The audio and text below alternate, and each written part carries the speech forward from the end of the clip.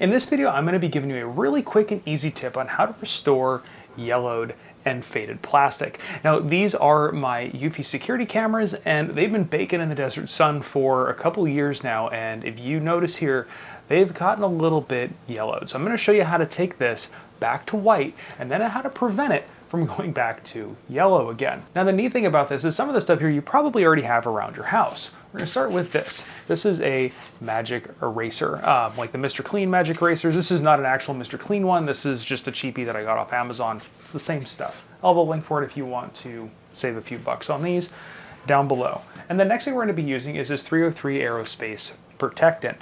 This stuff is basically sunscreen for your stuff. So after we get the yellow back to white, we're going to apply some of this on it, and that should prevent it from happening again, or at least delay it. But now you'll know how to fix it if it does.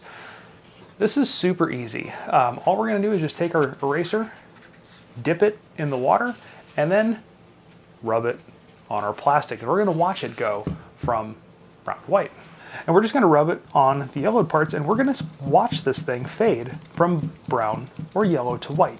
And the nice part about this is it's pretty easy to do, and you can actually see it starting to transfer onto the eraser. You do have to put in a little bit of elbow grease, but we will get there.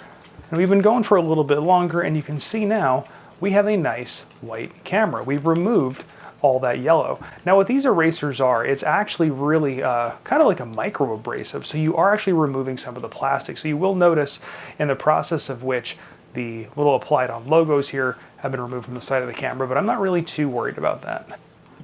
All right, so we've got all that yellowing off of our camera. Now we're going to dry it off.